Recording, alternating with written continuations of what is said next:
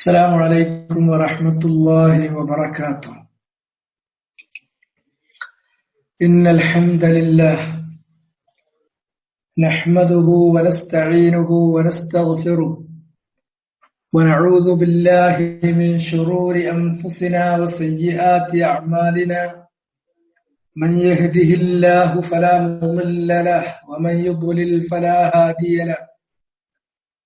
وأشهد أن لا إله إلا الله وحده لا شريك له وأشهد أن محمدا عبده ورسوله. يا أيها الذين آمنوا اتقوا الله حق تقاته ولا تموتن إلا وأنتم مسلمون. يا أيها الناس اتقوا ربكم الذي خلقكم من نفس واحدة وخلق منها زوجها وبث منهما رجالا كثيرا ونساء واتقوا الله الذي تساءلون به والأرحام إن الله كان عليكم رقيبا. يا أيها الذين آمنوا اتقوا الله وقولوا قولا سديدا يصلح لكم أعمالكم ويغفر لكم ذنوبكم ومن يطع الله ورسوله فقد فاز فوزا عظيما.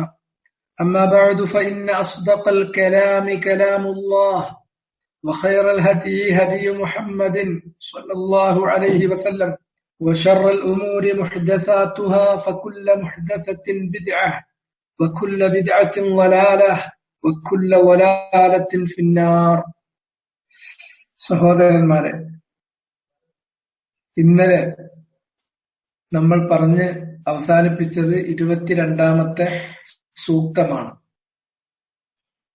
ഇന്ന് 23ാമത്തെ 24ാമത്തെ ആയത്തുകൾ നമുക്ക് പരിശോധിക്കാം ബിഇذനില്ലാഹ്. أعوذ بالله السميع العليم من الشيطان الرجيم من همزه ونفخه ونفثه. ولا تقولن لشيء إني فاعل ذلك غدا إلا أن يشاء الله واذكر ربك إذا نسيت وقل عسى أن يهديني ربي لأقرب من هذا رشدا. ഈ ആയത്ത് അവതരിക്കാനുണ്ടായ പശ്ചാത്തലം, അതിന്റെ കാരണം, സബബുൻ നുസൂൽ എന്ന് പറയുന്നത് ഇന്നലെ ഞാൻ സൂചിപ്പിച്ചിരുന്നു. നബി സല്ലല്ലാഹു അലൈഹി വസല്ലമയോട് 3 കാര്യങ്ങളെ സംബന്ധിച്ച് അവർ ചോദിക്കുകയുണ്ടായി. ഒന്ന് റൂഹ്, ആത്മാവിനെ കുറിച്ച്. മറ്റൊന്ന് അസ്ഹാബുൽ കഹ്ഫി വർ-റഖീം, അസ്ഹാബുൽ കഹ്ഫിനെ കുറിച്ച്. മൂന്നാമത്തേത് ദുൽഖർനൈൻ എന്ന് പറയുന്ന ആ മഹാരാജാവിനെ കുറിച്ച്.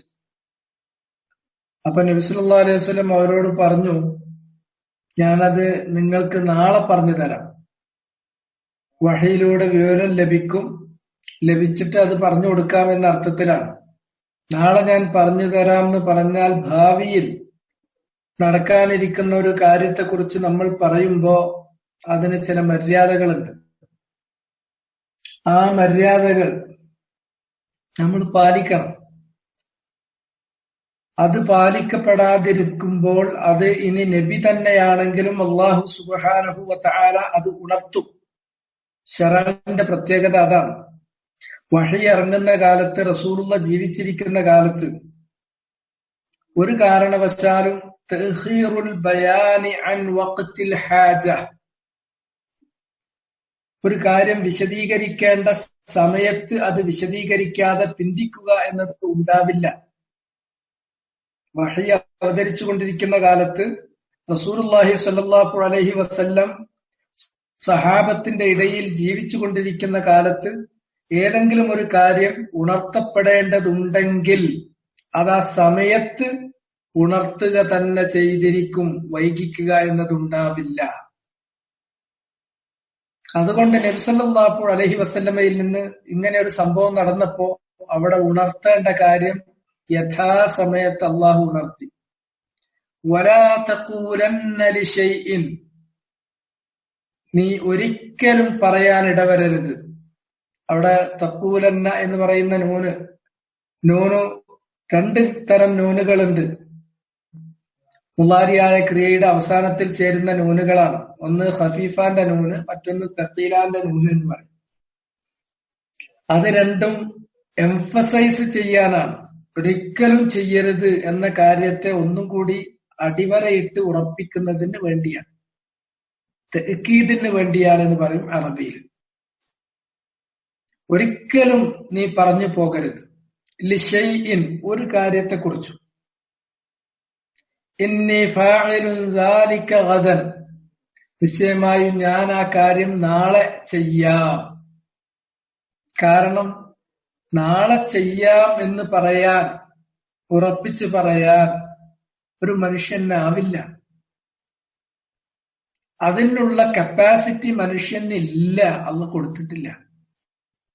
നമ്മളുണ്ട് എന്ന് കരുതുന്നുവെങ്കിൽ അത് വിഡ്ഢിത്തമാണ്, അത് നമ്മളിലുള്ള ഒരു അറിവില്ലായ്മയാണ്, അല്ലെങ്കിൽ ഒരു അഹങ്കാരമാണ്. അറിവില്ലായ്മയാണ്, അല്ലെങ്കിൽ അഹങ്കാരമാണ്. മനുഷ്യനെ സംബന്ധിച്ചിടത്തോളം അടുത്ത നിമിഷം അവന്റെ കാര്യം എന്തായിരിക്കും എന്നത് അവന് തിട്ടപ്പെടുത്താനാവില്ല, അത് അള്ളാന്റെ കയ്യിലാണ്.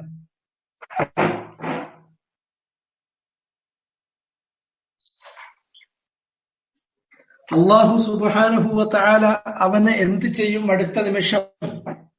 അവൻ ജീവിച്ചിരിക്കോ, അതോ അവന്റെ ജീവിതം അവസാനിച്ചിരിക്കോ? അല്ല, ഈ ജീവിച്ചിരിക്കുമെങ്കിൽ തന്നെ ഈ കാര്യം അവന് ചെയ്യാൻ പറ്റുമോ, അതോ ചെയ്യാൻ പറ്റില്ലേ? പറ്റുമെങ്കിൽ തന്നെ അതിനുള്ള സാഹചര്യം ഒരുങ്ങുമോ, സാഹചര്യം ഒരുങ്ങില്ലേ? ഇതൊക്കെ അവന്റെ കയ്യിലല്ല, അള്ളാഹുവിന്റെ കയ്യിലാണ്. അതുകൊണ്ട് തന്നെ ഇത്തരം സന്ദർഭങ്ങളിൽ നിർബന്ധമായും പാലിക്കേണ്ട ഒരു മര്യാദ ഉണ്ട്. ആ മര്യാദ എന്താണ്? ഇല്ലാ അൻ യശാ അല്ലാഹ്. ഇസ്തിസ്നാ ചെയ്ത് പറയണം, ഇസ്തിസ്നാ ചെയ്ത് പറയണം. ഇസ്തിസ്നാ എന്ന് പറഞ്ഞാൽ ഒഴിച്ച് പറയണം. അള്ളാഹുവിന്റെ വേണ്ടുക ഉണ്ടെങ്കിൽ, അള്ളാന്റെ വേണ്ടുക ഉണ്ടായില്ലെങ്കിൽ എനിക്ക് ചെയ്യാൻ പറ്റില്ല. അവിടെ ഒരു മനുഷ്യനെ സംബന്ധിച്ചിടത്തോളം ആ വാക്ക് അയാൾ പറയുന്നതോടുകൂടി അയാൾ റിയലൈസ് ചെയ്യാണ് തന്റെ ഉബൂദിയ്യ, ഞാൻ വളരെ വിനീതനായ ഒരു ദാസനാണ്, അടിമയാണ്. അള്ളാഹുവിന്റെ ഉടമസ്ഥതയിലുള്ള, അവന്റെ നിയന്ത്രണത്തിലുള്ള, അവൻ പരിപാലിച്ചു കൊണ്ടിരിക്കുന്ന അവന്റെ വിനീതനായ ഒരു ദാസൻ മാത്രമാണ് ഞാൻ. ഒരു കാരണവശാലും അവന്റെ വേണ്ടുകയില്ലെങ്കിൽ എനിക്കൊന്നും ചെയ്യാൻ പറ്റില്ല. ഇതവൻ റിയലൈസ് ചെയ്യുന്നു. ആ റിയലൈസ് ചെയ്യുന്ന അവന്റെ ആ ബോധ്യത്തെ ഇൻഷാ അല്ലാഹ് ബിഇദ്നില്ലാഹ് പോലുള്ള വാക്കുകളിലൂടെ ആ കാര്യം അവൻ പുറത്തേക്ക് പറയുമ്പോ അവന്റെ ആ ബോധ്യത്തെ അവൻ ആംപ്ലിഫൈ ചെയ്യുന്നു, അത് പൂർണ്ണമാകുന്നു. മനസ്സുകൊണ്ടും ശരീരം കൊണ്ടും അവൻ ആ കാര്യം അസർട്ടൈൻ ചെയ്യുന്നു, ഉറപ്പിക്കുന്നു. ഇത് അള്ളാഹുവിന് നമ്മൾ കാണിക്കേണ്ട ഉബൂദിയ്യത്തിന്റെ താല്പര്യത്തിൽപ്പെട്ടതാണ്.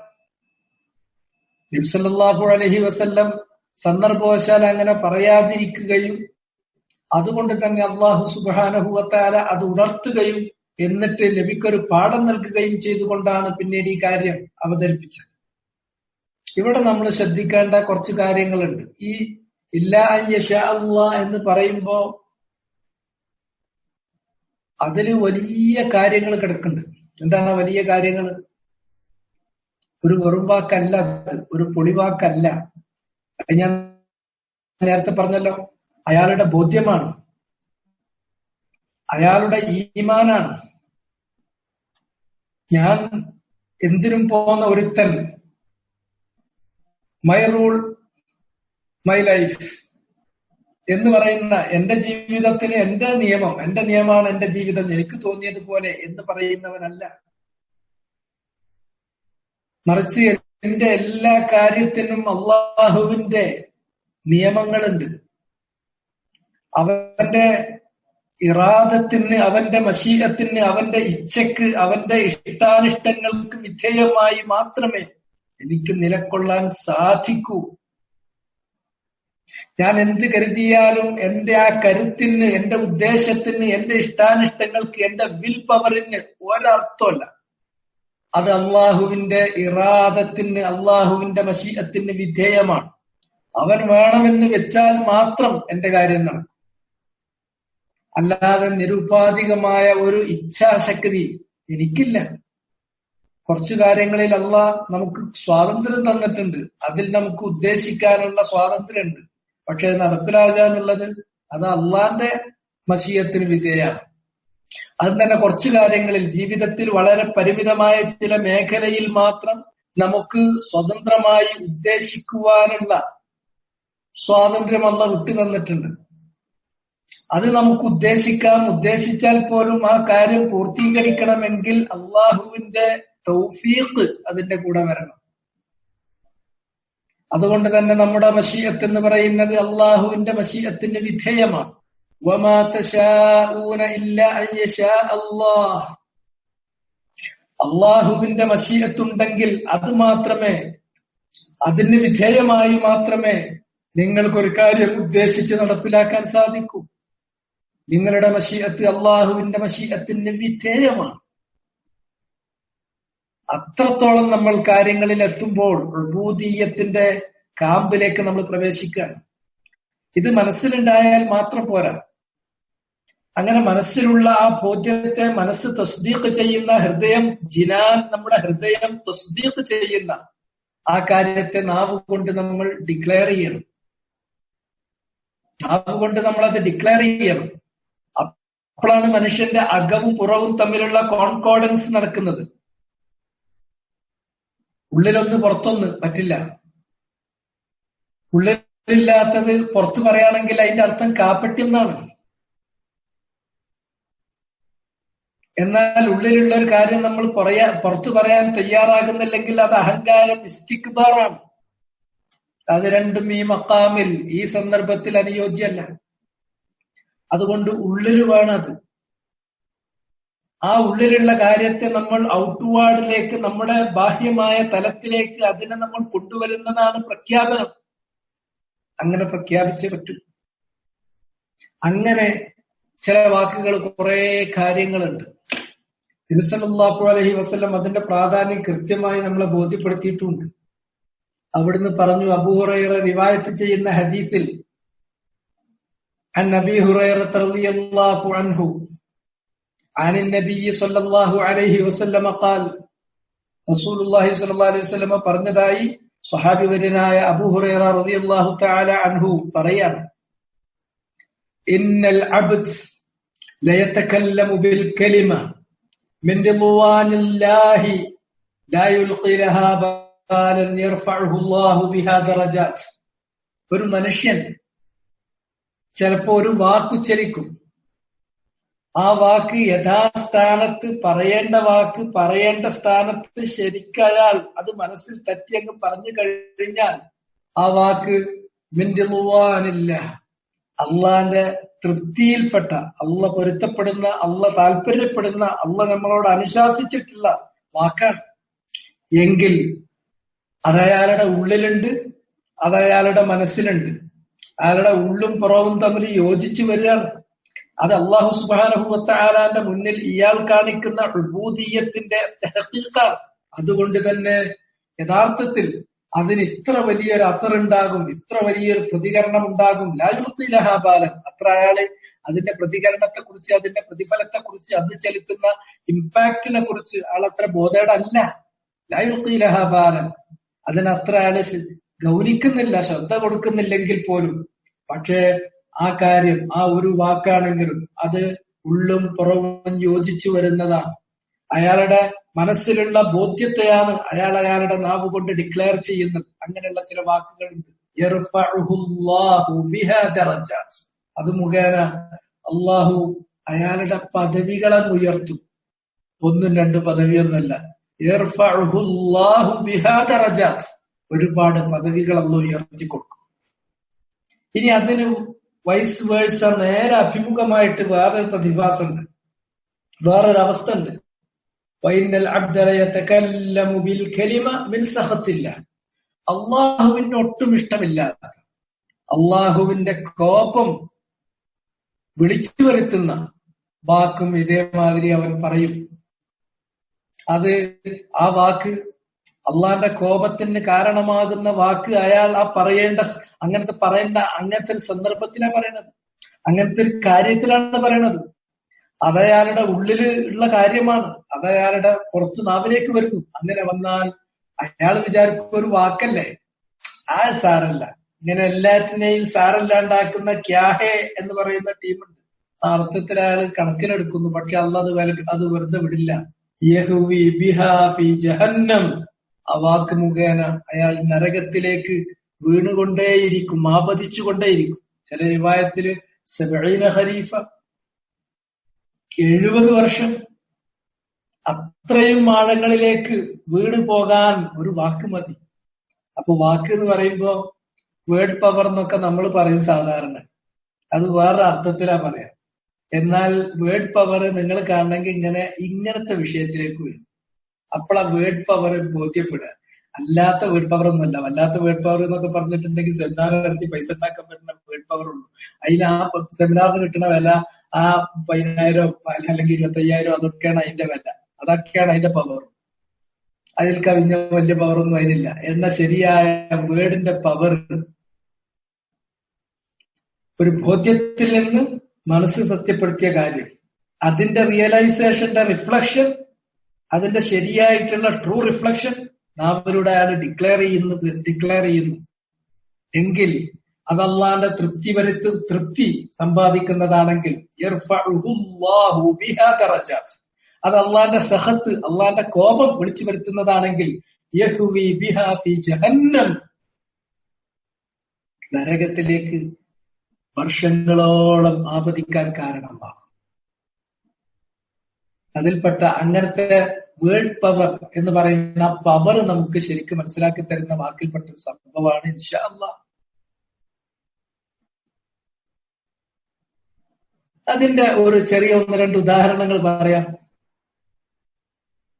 ഉദാഹരണമായി മഹാനായ നബിയുല്ലാഹി സുലൈമാനു അലൈഹിസ്സലാം, അദ്ദേഹം ഒരു ദിവസം പറഞ്ഞു, ലഅതൂഫന്നല്ലൈല, ഞാൻ ഈ രാത്രിയില് കറങ്ങും.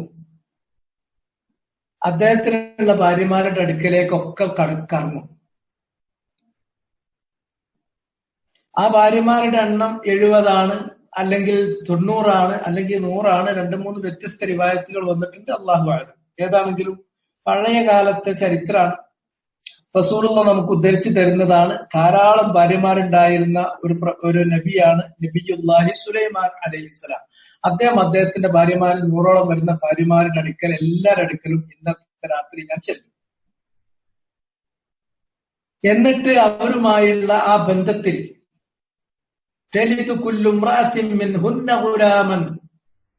അവരെല്ലാവരും ആ ബന്ധത്തിൽ ഗർഭം ധരിക്കുകയും എന്നിട്ട് അവരൊക്കെ ഓരോ കുട്ടികളെ പ്രസവിക്കുകയും ചെയ്യും. യുഖാതിലു ഫീ സബീലില്ലാഹ്, എല്ലാവരും യോദ്ധാക്കളായി അള്ളാന്റെ മാർഗത്തിൽ യുദ്ധം ചെയ്യുന്ന യോദ്ധാക്കളായി തീരും. അങ്ങനെ അദ്ദേഹം പറഞ്ഞപ്പോ ചില റിവായത്തുകളിൽ കാണാം, മലക്ക് അദ്ദേഹത്തോട് പറഞ്ഞു, ഖുൽ ഇൻഷാ അല്ലാഹ്, അങ്ങനെ നിങ്ങൾക്കൊരു മുറാദുണ്ടെങ്കിൽ, ഒരു ഉദ്ദേശമുണ്ടെങ്കിൽ, ആ കാര്യം നടക്കണമെങ്കിൽ ഇൻഷാ അല്ലാഹ് കൂട്ടി പറയും. പക്ഷേ ഫലം യഖുൽ, അദ്ദേഹം ആ സന്ദർഭത്തിൽ അത് പറഞ്ഞില്ല. ഫത്വാഫ ബിഹിന്ന, പക്ഷെ അദ്ദേഹം കാര്യം ചെയ്തു. ആ രാത്രിയിൽ 100ഓളം വരുന്ന അദ്ദേഹത്തിന്റെ ഭാര്യമാരുടെ അടുക്കൽ എല്ലാം ചെല്ലുകയും അവരുമായിട്ടെല്ലാം സംസർഗം നടത്തുകയും ചെയ്തു. ഫലം യലിദ് മിൻഹുന്ന ഇല്ല ഇംറഅത്തുൻ വാഹിദ, ആ 100ൽ ഒരു സ്ത്രീ മാത്രം, ഒരു ഭാര്യ മാത്രമേ പ്രസവിച്ചുള്ളൂ. അത് തന്നെയും ഒരു തികഞ്ഞു പറ്റ ഒരു പൂർണ്ണ സന്താനമായിരുന്നില്ല, തികയാതെ പറ്റതും അതേമാതിരി പൂർണ്ണത ഇല്ലാത്തതുമായ ഒരു കുഞ്ഞിനെയായിരുന്നു, ഒരു ഇൻസാനാണ്. ഈ സംഭവം ഇത് സുലൈമാൻ നബി അലൈഹിസ്സലാമിന്റെ ജീവിതത്തിൽ നടന്നിട്ടുള്ള ഒരു സംഭവത്തെ കുറിച്ചിട്ട് റസൂലുള്ളാഹി ഉദ്ധരിച്ച് തന്നിട്ട് പറയാണ്, വല്ലദീ നഫ്സി ബിയദിഹി, എന്റെ ആത്മാവ് ആരുടെ കയ്യിലാണോ ആ റബ്ബ് തന്നെ സത്യം. ലൗ ഖാല ഇൻഷാ അല്ലാഹ്, എന്റെ സഹോദരനായ സുലൈമാൻ അലൈഹിസ്സലാം ലാ തൂഫന്ന ലൈല എന്ന് പറഞ്ഞിട്ട് ഇൻഷാ അല്ലാഹ്, അള്ളാന്റെ വേണ്ടുകയുണ്ടെങ്കിൽ എന്ന ആ ഇൻഷാ അല്ലാഹ് എന്ന വാക്ക് അത് പറഞ്ഞിരുന്നുവെങ്കിൽ അദ്ദേഹത്തിന് ഒരിക്കലും അതൊരു തെറ്റാകുമായിരുന്നില്ല. അദ്ദേഹത്തിൽ നിന്ന് ഒരു വീഴ്ച സംഭവിക്കാതെ ഇപ്പൊ അത് അദ്ദേഹത്തിന് ഒരു വീഴ്ചയായിപ്പോയി. കാരണം ചെയ്യേണ്ട ഒരു കാര്യം പറയുന്ന സന്ദർഭത്തിൽ ഭാവിയിൽ ചെയ്യാൻ പോകുന്ന ഒരു കാര്യം പറയുമ്പോ അത് നമ്മുടെ കയ്യിലുള്ള കാര്യമല്ല, അള്ളാന്റെ കയ്യിലുള്ള കാര്യമാണ്. അതുകൊണ്ട് തന്നെ അള്ളാഹുവിന് നമ്മുടെ ആ ഉബൂദിയത്ത്, ആ അടിമത്വം, ആ വിധേയത്വം അത് പ്രഖ്യാപിക്കണം. അതിന് ഇൻഷാ അല്ലാഹ് അതിനുള്ള വാക്ക് അത് പറഞ്ഞിട്ട് പറയാതെ പോയത് കൊണ്ട് അത് അദ്ദേഹത്തിന് ഒരു തെറ്റായി, ഒരു കുറ്റമായി. വകാന ദറകൻ ലിഹാജതിഹി, ആ കുറ്റം, ആ വീഴ്ച സംഭവിക്കൂല എന്ന് മാത്രമല്ല, എന്തായിരുന്നുവോ അദ്ദേഹത്തിന്റെ ആഗ്രഹം, അദ്ദേഹത്തിന്റെ ലക്ഷ്യം, അത് സഫലീകരിക്കപ്പെടുകയും ചെയ്യുമായിരുന്നു. ആ ആഗ്രഹം അദ്ദേഹത്തിന് കിട്ടുമായിരുന്നു എന്ന് മാത്രമല്ല, ചില റിവായത്തുകളിൽ ഇത്ര വരെ കാണാം, വലഖാതലു ഫീ സബീലില്ലാഹി ഫുർസാനൻ അജ്മഊൻ, ആ 100 ഭാര്യമാരിലും ഓരോ മക്കളുണ്ടായിട്ട് 100 പേരും അശ്വഭടന്മാരായി തീരുകയും അവരൊക്കെയും അള്ളാഹുവിന്റെ മാർഗത്തിൽ യുദ്ധം നടത്തുകയും ചെയ്യുമായിരുന്നു. പക്ഷെ ഇൻഷാ അല്ലാഹ് എന്നൊരു വാക്ക് അദ്ദേഹം പറഞ്ഞില്ല, പറയേണ്ട സമയത്ത് പറഞ്ഞില്ല. അതുകൊണ്ട് തന്നെ അവരൊന്നും ഗർഭം ധരിച്ചില്ല. ആ ഗർഭം ധരിച്ചത് ഒരു സ്ത്രീ, അത് തന്നെ പ്രസവിച്ചത് ഒരു പൂർണ്ണ കുഞ്ഞിനെയായിരുന്നില്ല. അദ്ദേഹത്തിന്റെ അടുക്കൽ ഒരു വീഴ്ച, ഒരു കുറവ് സംഭവിച്ചവനായി തീർന്നു. മാത്രമല്ല തന്റെ ലക്ഷ്യം എന്താണോ, ഉദ്ദേശം എന്താണോ അത് സഫലീകരിച്ച് കിട്ടിയതും ഇല്ല. അപ്പോ ഇൻഷാ അല്ലാഹ് എന്നുള്ള വാക്കിന്റെ വിലയും അതിന്റെ പവറും, വേർഡ് പവർ ഇപ്പൊ നിങ്ങൾക്ക് മനസ്സിലായി കാണും. ഇനി അത് മാത്രല്ല, വേറൊരു ഉദാഹരണം പറയാം. ഈ അധ്യായത്തിന്റെ അവസാന ഭാഗത്ത് ദുൽഖർനൈൻ ഉണ്ട്. അതും ഈ ചോദ്യത്തിൽപ്പെട്ടതാണ്, നമ്മൾ പറഞ്ഞല്ലോ. ആ ദുൽഖർനൈൻ എന്ത് ചെയ്തു? അദ്ദേഹം അങ്ങനെ പോയി, അത് നമ്മൾ ആ സംഭവം വരുമ്പോ കാണും. അവസാനം അവിടെ ഒരു പ്രത്യേക ജനത ഉണ്ടായിരുന്നു. അവരെ ദുൽമ് സഹിക്കാൻ പറ്റാത്തതുകൊണ്ട് ജനങ്ങൾ അവരെ പറ്റി പരിഭവപ്പെട്ടപ്പോ ഇവർക്കും ഇടയിൽ ഒരു ശ്രദ്ധ, ഒരു വലിയ ഒരു മതില് കെട്ടി അതിന്റെ കീഴിലാക്കി ഇവരെ എന്ന് പറഞ്ഞല്ലോ. ആ വർഗത്തിന് സാധാരണ പറയാ യജൂജ് വ മഅജൂജ്, ഇംഗ്ലീഷിൽ ഗോഗ് മാഗോഗ് എന്ന് പറയും. ആ വർഗാണ് യജൂജ് വ മഅജൂജ്. മനുഷ്യരിൽപ്പെട്ടവരാണ്, 2 എത്നിക് ഗ്രൂപ്പുകളാണ് എന്നാണ് ഇന്ന് മനസ്സിലാവുക. പിന്നെ വേറെ ഖിലാഫുകളൊക്കെ, അഭിപ്രായത്തിൽ വേറെ അഭിപ്രായ വ്യത്യാസങ്ങളൊക്കെ വരും. അതാണെങ്കിലും ആകെക്കൂടെ അത് അവിടെ വരുന്നിടത്ത് നമുക്ക് വിശദാക്കും. അവര് പിന്നെ ആ മതില് ചാടിക്കിടക്കാനും അവർക്ക് പറ്റൂല, അത് പൊളിച്ചിപ്പുറം കിടക്കാനും പറ്റുന്നില്ല. പിന്നെ അവരെന്ത് ചെയ്തുകൊണ്ടിരിക്കുകയാണ്? എല്ലാ ദിവസവും ആ മതിൽ തുറന്ന് പുറത്തേക്ക് ചാടാൻ വേണ്ടി ശ്രമിച്ചുകൊണ്ടിരിക്കുകയാണ്. അതിനെ സംബന്ധിച്ച് നബി സല്ലല്ലാഹു അലൈഹി വസല്ലം പറഞ്ഞു, ഇതൊക്കെ നമ്മൾ ജീവിക്കുന്ന ലോകത്ത് നടന്നുകൊണ്ടിരിക്കുന്ന അത്ഭുതമാണ്. പക്ഷെ നമ്മുടെ കണ്ണിൽ അത് ഇല്ലാന്ന് മാത്രം.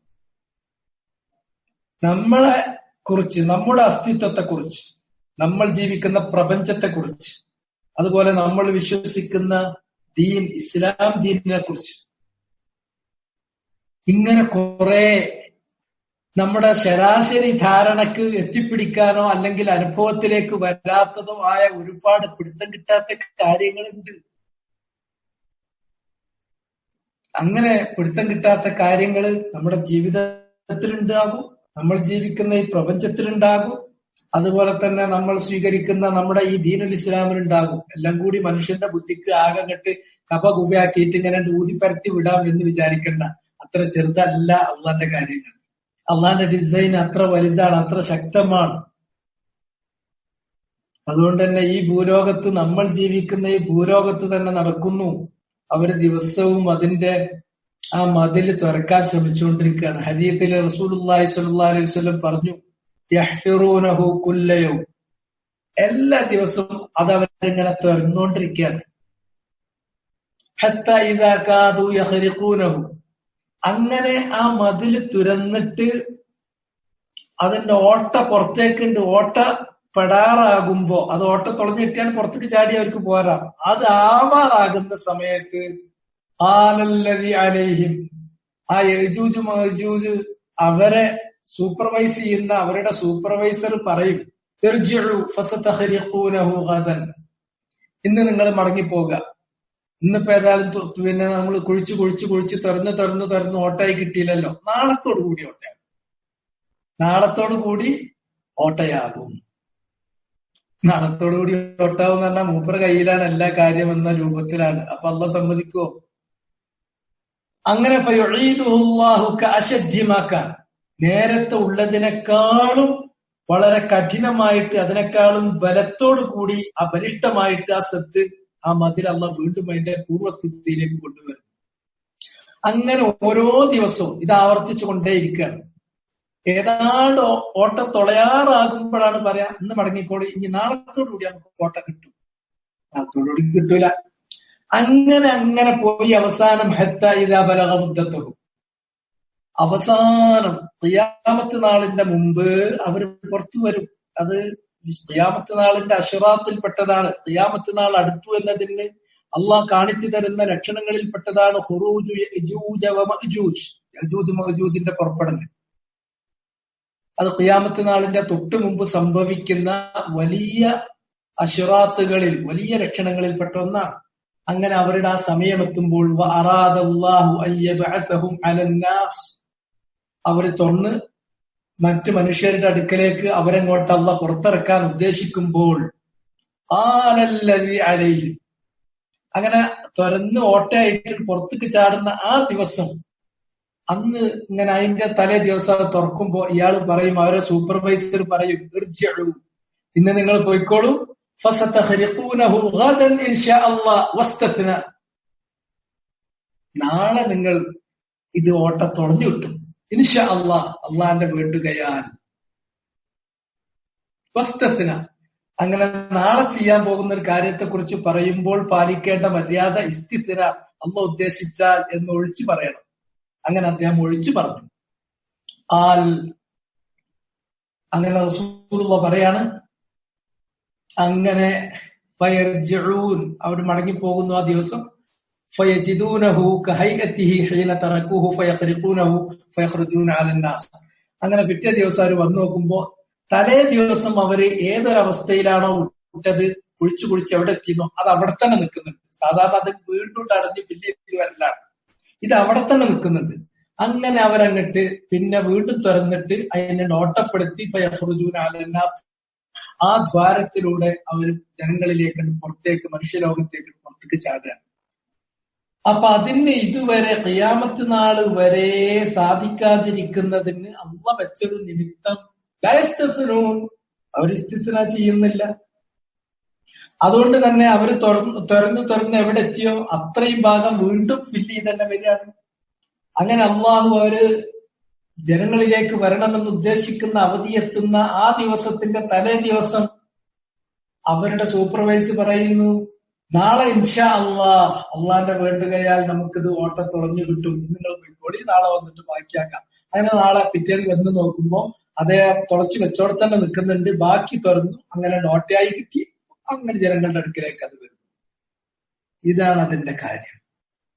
ഇതാണ് ഇൻഷാ അള്ളാഹ് എന്നുള്ള വാക്കിന്റെ വില. നോക്കി നിങ്ങൾ. ഇനി അതുകൊണ്ടായോ അല്ലാഹു സുബ്ഹാനഹു വ തആല നമ്മെ പോലുള്ള മനുഷ്യരെ പഠിപ്പിക്കുന്ന നേരത്തെ ഈ അദബ് പഠിപ്പിക്കുമ്പോൾ അള്ളാന്റെ കാര്യം പറയുമ്പോൾ പോലും ഇൻഷാ അള്ളാഹ് എന്ന് പറഞ്ഞിട്ടാ പറഞ്ഞത്. ഏത് ലഖദ് സദഖല്ലാഹു റസൂലഹു الرؤيا بالحق لتدخلن المسجد الحرام إن شاء الله آمنين محلقين رؤوسكم ومقصرين. അല്ലാഹു സുബ്ഹാനഹു വ തആല അവന്റെ റസൂലായ മുഹമ്മദ് നബി കണ്ടിട്ടുള്ളതായ ആ സ്വപ്നത്തെ സാക്ഷാത്കരിച്ചു കൊടുത്തു. എന്താണ് അത്? ലതദ്ഖുലുന്നൽ മസ്ജിദൽ ഹറാം, നിങ്ങൾ മസ്ജിദുൽ ഹറാമിൽ പ്രവേശിക്കുക തന്നെ ചെയ്യും. ഇൻഷാ അല്ലാഹ്, അള്ളാന്റെ മശീഅത്തോടു കൂടി, അള്ളാന്റെ വേണ്ടുകയോടുകൂടി. ആമിനീൻ, നിർഭയരായിട്ട്. മുഹല്ലിഖീന റഊസകും വമുഖസ്സിരീൻ, നിങ്ങൾ തല മുണ്ടനം ചെയ്തവരായിട്ടോ അല്ലെങ്കിൽ തലയിലുള്ള മുടി നിങ്ങൾ വെട്ടി ട്രിം ചെയ്ത നിലയിലോ ഉംറക്ക് വേണ്ടിയിട്ട് അങ്ങനെ അവർ പ്രവേശിക്കും. ആദ്യത്തെ തവണ അവർ പോകുന്ന സന്ദർഭത്തില് അവരെ തടഞ്ഞു. പിന്നെ അതിന് ശേഷം അവർ നിർഭയരായിട്ട് വന്നിട്ട് കാര്യങ്ങൾ ചെയ്തു. അപ്പൊ അങ്ങനെ അവർ പ്രവേശിക്കും എന്നുള്ള കാര്യം, അത് അവർ മസ്ജിദുൽ ഹറാമില്, മുഹമ്മദ് നബി അനുയായികളും മസ്ജിദുൽ ഹറാമില് വളരെ നിർഭയമായി കേറും എന്ന് പറഞ്ഞപ്പോ, ഭാവിയിലുള്ള ഒരു കാര്യം പറഞ്ഞപ്പോ അള്ളാഹ് പോലും അവിടെ ഇസ്തിസ്ന ചെയ്തിട്ടാണ് പറയുന്നത്. അള്ളാഹുവിന്റെ അടിയാറുകൾക്ക് അത് പഠിപ്പിച്ചു കൊടുക്കാൻ വേണ്ടിയിട്ട്.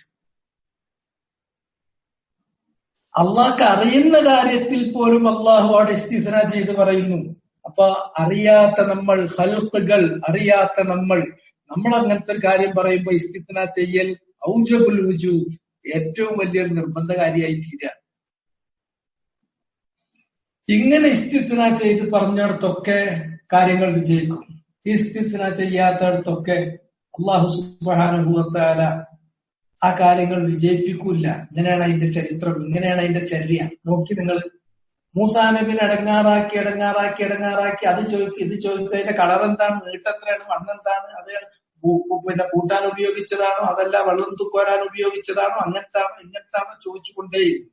അവസാനം അവർക്കത് ചെയ്യാൻ കഴിയില്ല എന്നുള്ള രൂപത്തിൽ അതിന്റെ ടേംസ്, അതിന്റെ ഉപാധികൾ അത്രയും കർക്കശമാക്കി വന്നു.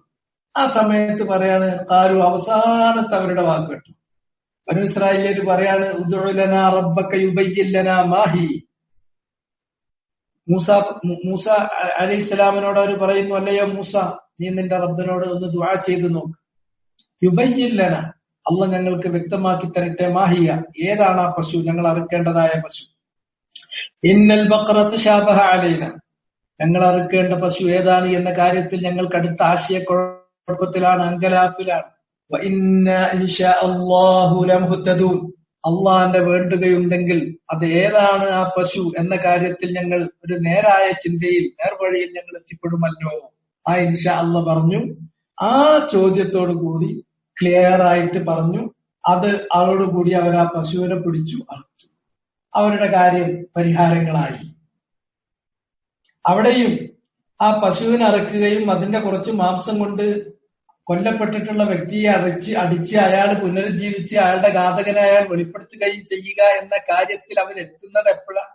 അവർ ഇൻഷാ അല്ലാഹ് പറയുമ്പോ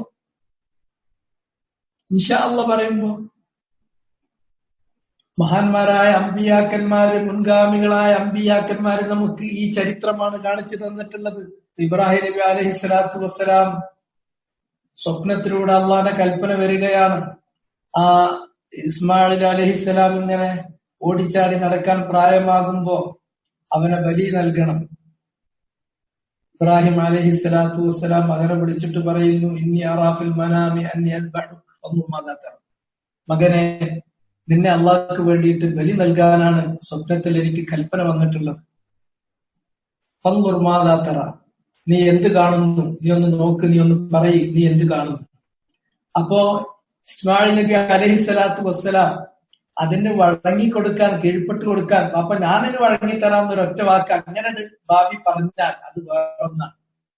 പക്ഷെ ഇസ്മായിൽ നബി അലൈഹിസ്സലാത്തു വസ്സലാം അത് പൂർത്തീകരിക്കപ്പെടേണ്ട ഒരു കാര്യമാകയാൽ, ഒരു നബിയാകയാൽ, ആ തൗഫീഖ് ഒക്കെ ഉള്ളതിനാൽ അദ്ദേഹത്തിന്റെ മറുപടി ശ്രദ്ധിച്ചു നോക്കൂ. അദ്ദേഹം പറഞ്ഞു,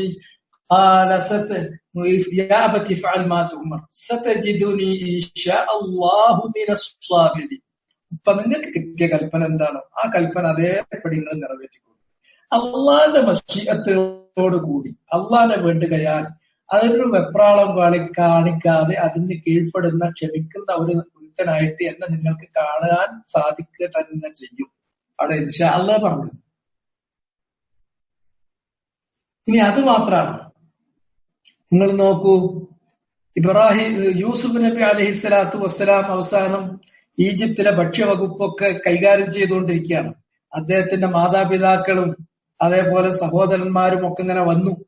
ആ വന്ന സമയത്ത് ഫലമ്മാ ദഖലു അലാ യൂസുഫ് ആവാ ഇലൈഹി അബവൈഹി, അവര് യൂസുഫ് നബിയുടെ അരികിൽ വന്നപ്പോൾ അദ്ദേഹത്തിന്റെ മാതാപിതാക്കളെ അദ്ദേഹം തന്നിലേക്ക് അടുപ്പിച്ചു, അവിടെ അഭയം കൊടുത്തു. വഖാല ദുഖുലൂ മിസ്റ ഇൻഷാ അല്ലാഹു ആമിനി, നിങ്ങൾ ഈ മഹാപട്ടണത്തിൽ, ഈ മിസ്ർ പട്ടണത്തിൽ നിങ്ങൾ പ്രവേശിക്കുക, അള്ളാന്റെ മശീഅത്തോടു കൂടി നിർഭയരായി പ്രവേശിച്ചു കൊള്ളുക. മശീഅത്താണ്. കാരണം ആ നിർഭയത്വം കിട്ടുമല്ലേ, അത് അള്ളാന്റെ കയ്യിലാണ്, നമ്മുടെ കയ്യിലല്ല. അതുകൊണ്ട് തന്നെ നമ്മുടെ ആ താഴ്മയും നമ്മുടെ ആ കഴിവില്ലായ്മയും നമ്മുടെ ആ നിസ്സഹായാവസ്ഥയും അള്ളാഹുവിന്റെ ആധിപത്യവും ആധിപത്യത്തിന്റെ വലിപ്പവും അത് നമ്മൾ അംഗീകരിച്ച് അവന്റെ മുമ്പാകെ നമ്മൾ ഉബൂദിയ്യത്ത് കാണിക്കുന്ന ആ ഉബൂദിയ്യത്തിന്റെ ബോധ്യം നാവ് കൊണ്ട് പറയുന്ന വാക്കാണ് ഇൻഷാ അല്ലാഹ്, ചെറിയ വാക്കല്ല. അതേപോലെ നിങ്ങൾ ആലോചിച്ച് നോക്കൂ,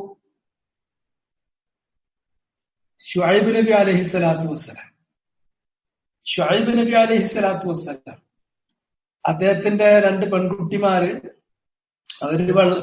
അവരുടെ മൃഗങ്ങൾക്ക് വെള്ളം കോരി കൊടുക്കാൻ വേണ്ടിയിട്ട് ഇങ്ങനെ തിരക്കൂടിയ കട്ടിന്റെ ഒക്കെ മാറി നിൽക്കുകയാണ്. അപ്പോഴും മൂസാ നബി അവിടെ ഒരു ഗതിയും കിട്ടാതെ ഇങ്ങനെ അവിടെ ഇങ്ങനെ വന്ന് നിൽക്കുന്ന സമയത്ത് ഇവരോട് അന്വേഷിച്ചു, എന്താ നിങ്ങളെ കാര്യം? ഞങ്ങൾക്ക് വീട്ടിൽ നിന്ന് കാലികളെ മേക്കാൻ പോരാൻ, ആട് മേക്കാൻ പോരാൻ ആൺതുണല്ല, വാപ്പാക്കാണെങ്കിൽ പ്രായമായി, അതുകൊണ്ട് ഇവരെ വെള്ളം കോരലൊക്കെ കഴിഞ്ഞിട്ടുമാണ് ഞങ്ങൾക്ക് ആടിന് വെള്ളം കോരി കൊടുക്കാൻ. അങ്ങനെ എന്ത് ചെയ്തു? മൂസാ നബി വേഗം അവർക്ക് വെള്ളം കോരി കൊടുത്തു. അവര് നേരെ വെള്ളം കാലികൾക്ക് കൊടുത്തിട്ട് വീട്ടിൽ ചെന്നു. നേരത്തെ എത്തിയപ്പോ വാപ്പ ചോദിച്ചു, എന്താ കാര്യം നേരത്തെ എത്തിയത്? അപ്പൊ പറഞ്ഞു, ഇങ്ങനെ ഒരാള് ഞങ്ങളെ സഹായിച്ചതാണ്. ആ സമയത്ത് ആ പെൺകുട്ടിമാരോട് അവരെ വിളിച്ചു കൊണ്ടുവരാൻ വേണ്ടി പറയുന്നു. അവരിൽ ഒരാൾ വന്നിട്ട് മൂസാ നബിനെ വിളിച്ചു, ഞങ്ങളെ കാലികൾക്ക് വെള്ളം കോരി തന്നില്ലേ, അതിനുള്ള കൂലി തരാൻ വേണ്ടിയിട്ട് പാപ്പങ്ങളെ വിളിക്കുന്നുണ്ട്. അങ്ങനെ ശുഐബ് നബി അലൈഹി സ്വലാത്തു വസ്സലാമിന്റെ വീട്ടിലെത്തി. അവിടെ കാര്യങ്ങളൊക്കെ ആയ സമയത്ത് അവസാനം അവർ തമ്മിലുള്ള വ്യവസ്ഥ എന്താണ്? എന്റെ ഈ 2 പെൺകൊടിമാരിൽ ഒരുത്തിയെ നിനക്ക് ഞാൻ നിക്കാഹ് ചെയ്തു തരാം, ഇണയാക്കി തുണയാക്കി തരാം. അതിനുള്ള വ്യവസ്ഥ, അതിനുള്ള മഹർ എന്താന്ന് ചോദിച്ചാൽ അലാൻ തജുറനി തമാനിയ ഹിജജ്, 8 വർഷം ഞങ്ങളെ കാലികളെ നോക്കി തരണം, ഞങ്ങൾക്ക് പണിയെടുത്ത് തരണം. അത് 8 എന്നുള്ളത് 10 വർഷം നീ പൂർത്തിയാക്കുകയാണെങ്കിൽ യാതൊരു കുഴപ്പമല്ല, അത് നിന്റെ അടുക്കൽ എന്നുള്ള ഒരു നന്മയാണ് എന്ന് പറഞ്ഞിട്ട് അദ്ദേഹം പറയുന്ന വാചകം, സതജിദുനി ഇൻഷാ അല്ലാഹു മിനസ് സ്വാലിഹീൻ, ഞാൻ നിനക്കൊരു അറബുണ്ടാക്കൂല എന്നല്ല, ഒരു നല്ല സ്വാലിഹായ സജ്ജനങ്ങളുടെ കൂട്ടത്തിൽപ്പെട്ടവരായിട്ട് നിന്നെ എനിക്ക് കാണാൻ പറ്റും. അള്ളാന്റെ എന്നെ നിനക്ക് കാണാൻ പറ്റും. അള്ളാന്റെ വേണ്ടുകയാൽ ഒരു നബിയ പറയും തന്നെ. അങ്ങനെ തന്നെയാണ് പറഞ്ഞതുപോലെ 10 വർഷം പൂർത്തീകരിച്ചു. ആ 10 വർഷം കൊണ്ട് അമ്മോശാക്കാരോട് സാധാരണ ഇപ്പൊ തല്ലുംപിടിയാണല്ലോ എല്ലായിടത്തും. ദൂരിന് തല്ലും പിടിയില്ല, പൂർണ്ണ സംതൃപ്തിയിൽ. അവിടെയൊക്കെ മശിയത്ത് ഇൻഷാ അല്ലാഹൊക്കെ. പക്ഷെ ഈ ഇൻഷാ അല്ലാഹ് പറയേണ്ടടുത്ത് പറയില്ല, പറയേണ്ടാത്തടത്ത് പറയാതിരിക്കുകയും ചെയ്യും. ഇതൊക്കെയാണ് നമ്മളെ കോലം.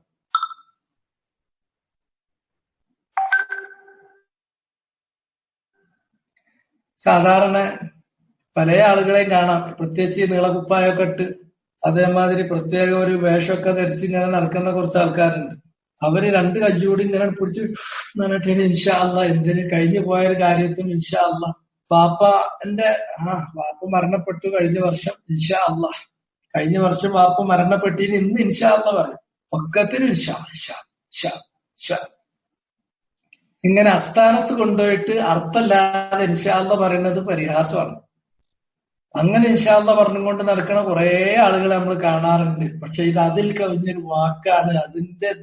അതിന്റെ അർത്ഥതലം എന്താണ്, അതിന്റെ ധ്വനി എന്താണ്, അതുണ്ടാക്കുന്ന ഇമ്പാക്ട് എന്താണ്, അത് എന്തിനെയാണ് റിഫ്ലക്ട് ചെയ്യുന്നത്? ഞാനത് പറഞ്ഞു കഴിഞ്ഞു, ഞാനത് ആവർത്തിക്കേണ്ടതില്ലല്ലോ, ആലോചിച്ചു നോക്കി. ഏതായിരുന്നാലും ശരി, ഈ കാര്യം മുഹമ്മദ് നബി സല്ലല്ലാഹു അലൈഹി വസല്ലം കൂടെ ആ ഗൗരവത്തോടു കൂടി അള്ളാഹ് കൽപ്പിച്ചു. ഏതെങ്കിലും ഒരു കാര്യം നീ ചെയ്യുകയാണെങ്കിൽ ഇൻഷാ അല്ലാഹ് എന്ന് പറഞ്ഞു ഒഴിച്ചു നിർത്തിയിട്ടല്ലാതെ നീ ഭാവിയിൽ ഒരു കാര്യം ചെയ്യുമെന്ന് പറയരുത്.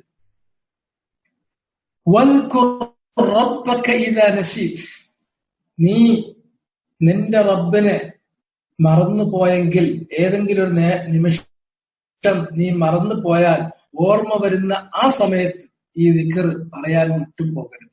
മനുഷ്യനാണ്. മനുഷ്യനെ സംബന്ധിച്ചിടത്തോളം ഒരുപാട് അവസ്ഥകൾ മനുഷ്യനെ പിടികൂടാനുണ്ട്. എന്തെല്ലാം അവസ്ഥകളാ മനുഷ്യനെ പിടികൂടാൻ? മനുഷ്യൻ എന്ന് പറയുന്നത് ചെറിയൊരു സാധനമല്ലല്ലോ, എന്നൊക്കെ അറിയില്ലേ. ചിലപ്പോ വളരെ വലിയൊരു കാര്യം വളരെ ചെറിയൊരു കാര്യത്തിന് വേണ്ടി ഇട്ടെറിഞ്ഞു പോകുന്നവരാണ് മനുഷ്യൻ. ചിലപ്പോ അവന്റെ ചില കാട്ടലൊക്കെ കണ്ടിട്ടുണ്ടെങ്കിൽ ഇവൻ എന്താണ് ബുദ്ധിക്ക് സംഭവിച്ചതെന്ന് തോന്നും. ഇങ്ങനത്തെ കുറെ ഹാലാത്തുകൾ നമുക്ക് കയറി വന്നുകൊണ്ടിരിക്കും. അങ്ങനെ ഏതെങ്കിലും തരത്തിൽ ഒരു പൊട്ട ഹാലില് നമ്മുടെ മനസ്സിൽ അങ്ങനെ ഒന്ന് പറയാൻ നമുക്ക് തോന്നിയില്ലെങ്കിൽ കഴിഞ്ഞില്ലെങ്കിൽ അള്ളാഹനെ ഓർക്കുന്ന ആദ്യ നിമിഷത്തിൽ റബ്ബക്ക്, നിന്റെ റബ്ബിനെ നീ ഓർക്കണം. അത് ആമായ ഒരു പദമാണ്. അതിന്റെ ഹാസായ മായന എവിടെങ്കിലും ഭാവിയെ സംബന്ധിച്ചൊരു കാര്യം നീ അങ്ങനെ ഭാവിയിൽ ചെയ്യും പറയും എന്നിത്യാദി കാര്യം പറഞ്ഞാൽ അപ്പൊ ഇൻഷാ അല്ലാഹ് പറയാൻ മറന്നു കുറച്ചും കഴിഞ്ഞിട്ടാണ് നീ ഓർക്കുന്നതെങ്കിൽ ഇൻഷാ അല്ലാഹ് അപ്പൊ അത് നീ പറയണം എന്നത് അതിന്റെ ഹാസായ മായന. അതിന്റെ ആമായ മായന അള്ളാഹനെ ഓർക്കുക എന്നുള്ളത് റസൂലുള്ളാഹി അങ്ങനെയാണ്. തന്റെ ജീവിതത്തിന്റെ എല്ലാ അവസ്ഥാന്തരങ്ങളിലും അവിടുന്ന് അള്ളാഹുവിനെ സ്മരിച്ചുകൊണ്ടേയിരിക്കും. അള്ളാഹനെ ഞാൻ സ്മരിക്കണില്ല എന്ന് തോന്നുന്നു. അള്ളാഹനെ കുറച്ച് സ്മരിച്ചുകൊണ്ട് ഒരു കാര്യമല്ല കൂട്ടരെ. കുറച്ച് അള്ളാഹനെ സ്മരിക്കുന്ന ഒരുത്തനെ കുറിച്ചിട്ട് മുനാഫിഖിന്റെ കൂട്ടത്തിൽ അവനെ പറഞ്ഞത് മുനാഫിഖുകളുടെ സ്വഭാവം അവർ അള്ളാഹനെ തീരെ സ്മരിക്കാത്തവരല്ല. കുറച്ച് അവര് സ്മരിക്കും. മറിച്ച് പറഞ്ഞിട്ടുണ്ടെങ്കിൽ ഒരു മുസ്ലിം ആണെങ്കിൽ അള്ളാഹുവിനെ സ്മരിക്കുന്നവരാണ്, ഓർക്കുന്നവരാണ്. കസീറൻ അധികമായി, വർദ്ധിച്ച തോതിൽ, വർദ്ധമാനമായ രൂപത്തിൽ, എപ്പോഴും ഉറങ്ങാൻ കിടന്നാൽ, എണീക്കുമ്പോൾ, പിന്നെ ബാത്റൂമിലേക്ക് കയറിയാൽ, ബാത്റൂമിൽ നിന്ന് പുറത്തിറങ്ങിയാൽ, ഉണ്ടാക്കാൻ തുടങ്ങുമ്പോൾ, ഉണ്ടാക്കി കഴിഞ്ഞാൽ, ഇങ്ങനെ നമസ്കരിക്കാൻ വേണ്ടി തിരിഞ്ഞു നിന്നാൽ, അങ്ങനെ ഓരോ നിമിഷത്തിലും അള്ളാഹ് കാരണം അവന്റെ മനസ്സിലല്ല. അങ്ങനെ മനസ്സിൽ അള്ളാഹിനോടുള്ള മഹബത്ത്, അള്ളാഹിനോടുള്ള ഖൗഫ്, അള്ളാഹിനോടുള്ള വജാഹ് നിറഞ്ഞ ഒരു മനുഷ്യനെ സംബന്ധിച്ചിടത്തോളം അത് നാവിലേക്ക് വരുന്നതാണ്. അല്ലാതെ മനസ്സിൽ നിറയാതെ വെറുതെ നാവിൽ ഇങ്ങനെ മെക്കാനിക്കലായി പറയുന്നത് അല്ല അത്. ഞാൻ നേരത്തെ പറഞ്ഞ ഈ ഔട്ട്വാർഡ് ഇൻവാർഡ് കൺകോർഡൻസ് തമ്മിലുള്ള ആ പൊരുത്തം ഉണ്ടല്ലോ, ഉള്ളു അകവും കൂടി തമ്മിലുള്ള ആ പൂർണ്ണമായ യോജിപ്പ്. എനിക്കെല്ലാം അള്ളയാണ്. അവന്റെ ഒരു ഇതില്ലാതെ, അവന്റെ ഒരു സംരക്ഷണമില്ലാതെ, അവന്റെ ഒരു അവന്റെ അവന്റെ ഒരു സംരക്ഷണം, അവന്റെ ഒരു മേൽനോട്ടമില്ലാതെ ഒരു നിമിഷം എനിക്ക് നിലകൊള്ളാൻ കഴിയില്ല. അത് എന്തിനും എന്തൊരു വിഷയം വന്നാലും, സന്തോഷം വന്നാൽ അള്ളാഹ്, ഹംദ് ചെയ്യാൻ അള്ളാഹാണ്, അള്ളാഹിനോടാണ് പറയാനുള്ളത്. നമുക്ക് ആവശ്യമെങ്കിൽ പറയാൻ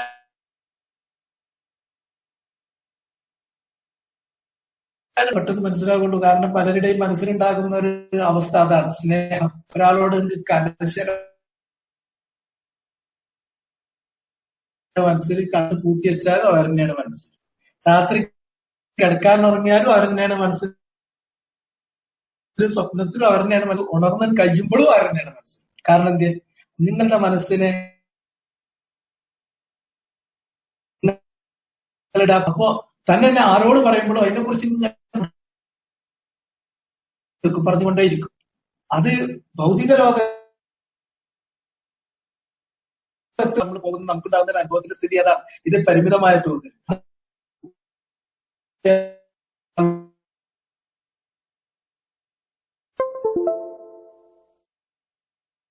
അതാണ് മാറ്റിവെക്കുന്നു എങ്കിൽ നമ്മുടെ മനസ്സ് അള്ളാഹിനെ കൊണ്ട് നിറഞ്ഞിട്ടുണ്ടാകും. ആ നിറഞ്ഞു കഴിഞ്ഞിട്ടുണ്ടെങ്കിൽ അതിന്റെ പ്രത്യേകത എന്താണ്? അതാണ് ഈ അള്ളാഹിനെ സ്മരിക്കുക എന്നുള്ളതാണ് ദീനിന്റെ ഏറ്റവും അടിത്തറ. എല്ലാ ഇബാദത്തുകളും ഇതെല്ലാം അള്ളാഹ് ശറഅാക്കിയിരിക്കുന്നത് ഇല്ലാ മിൻ അജ്ലി ഇഖാമത്തി ദിക്രില്ലാഹ്, ഇല്ലാ മിൻ അജ്ലി ഇഖാമത്തി ദിക്രില്ലാഹ്. അള്ളാഹിനെ സ്മരിക്കുക, ആ ദിക്ർ അത് സ്ഥാപിക്കുന്നതിന്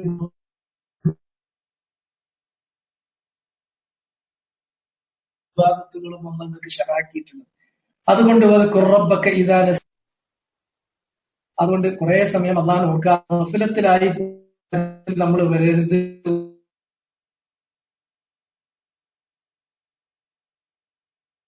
വലാത്തമായി അള്ളാഹ് നമ്മളോട് പറഞ്ഞിട്ടുള്ള കാര്യമാണ്.